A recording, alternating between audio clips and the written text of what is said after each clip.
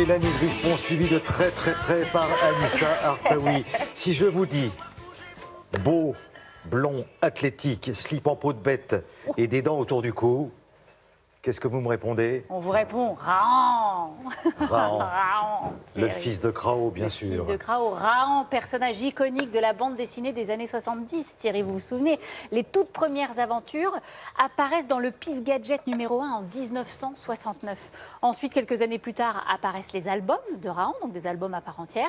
Et puis dans les années 80, il fait même l'objet d'un dessin animé. Donc on se rend compte vraiment que c'est un héros qui a en plus touché plusieurs générations. Alors c'est Roger Lécureux, le scénariste, et André Chéret, le dessinateur, qui donne naissance à ce beau personnage, à la chevelure blonde et aux muscles saillants. Et Rahan, on le sait, à travers les épisodes, il avance seul dans la vie parce que son clan a disparu à la suite de l'éruption d'un volcan. Et il avance grâce à ces grandes valeurs que lui avait transmises son père adoptif Krao. Et ces grandes valeurs, il les répand autour de lui au fil des épisodes.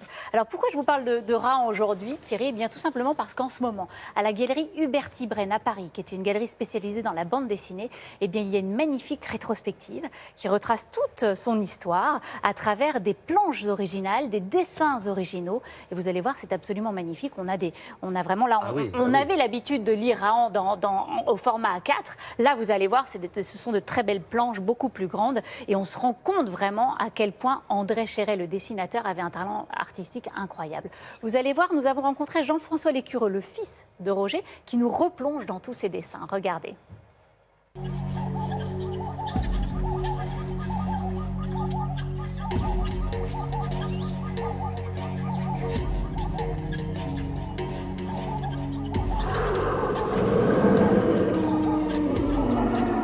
Mon père, Roger, qui s'est inspiré de son fiston que j'étais, lorsque nous sommes arrivés en région parisienne avec un peu de forêt. Et du coup, je découvrais tout comme l'a fait Rahan dans les arbres, construire les cabanes dedans avec les lianes et puis les cordages. Rahan se croyait seul dans ce territoire où, lui semblait-il, ceux qui marchent debout n'avaient encore jamais pénétré.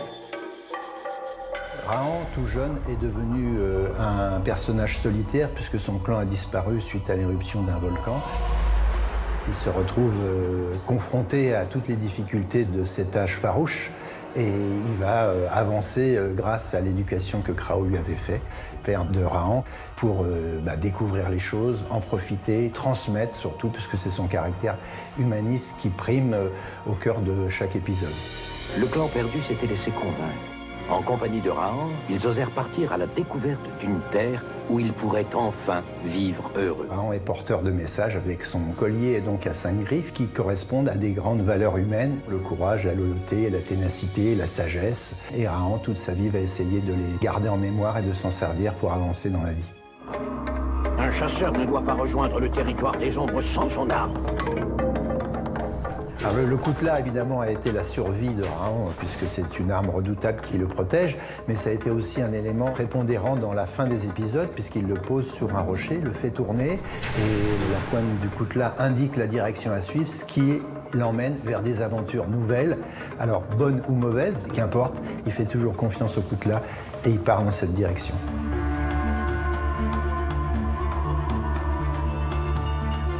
Ce qui plaît beaucoup dans les dessins de Rahan, c'est le dynamisme que André Chéret a été capable de donner au personnage. On a une perspective très forte. Quand le lecteur prend un coup de poing de Rahan en pleine figure, le poing est énorme, le bras est plus petit. Quand Rahan nous saute dessus, on a des gros pieds qui nous arrivent dessus et un Rahan très effilé derrière. En tout cas, le dynamisme du dessin est très marqué par André Chéret.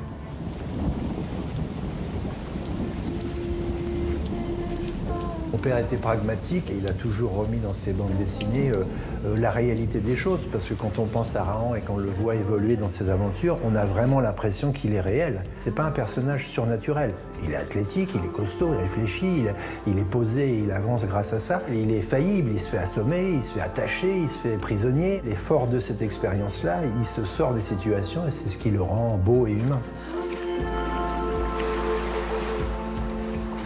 Oui, ça nous a fait rêver. Moi, je me souviens que j'avais le choix entre le physique de Rahan ou le collier avec la dent de requin. Laisse le suspense, ne dis pas ce que tu as choisi. Les deux. Non, mais vous portiez le collier, non? C'est vrai, c'est vrai, c'est vrai. Moi, j'ai pas été le seul à avoir le collier. Puis il paraît qu'on essayait aussi, les lecteurs essayaient oui. ce que Les Rahan petites faisait. astuces qu'ils lisaient dans la BD, les lecteurs après allaient tester régulièrement dans la nature pour voir ce que ça donnait, si ça Bon, marchait alors, vraiment. est-ce que les planches là qu'on a vues, c'est abordable Alors, c'est une expo-vente, Thierry. Tout ce que vous avez vu, c'est à vendre. Et effectivement, c'est tout à fait abordable. La cote de Rahan, elle est fixée, elle est stable. On n'est pas dans les prix de folie qu'on voit régulièrement passer aux enchères en BD. Les prix commencent à 1 500 €. Donc là, les amateurs de Rahan peuvent se faire plaisir en achetant ces belles planches. Et voilà, c'est des grands dessins. Hein. Enfin, c'est pas le petit format A4 de votre BD. C'est des planches qui font 46 par 60. C'est vraiment magnifique. Bon, personnellement, j'ai 12 colliers avec la dent de requin, si ça intéresse quelqu'un. Ça a lieu jusqu'à la fin du mois à la Galerie Huberti-Braine, galerie spécialisée dans la BD, dans le 1er arrondissement à Paris. Merci beaucoup. Et il me reste un slip en peau de bête. Mais Ah, bon, celui-là, je le Peut-être le garde. vendre aux enchères, celui-là. Vous l'avez beaucoup porté?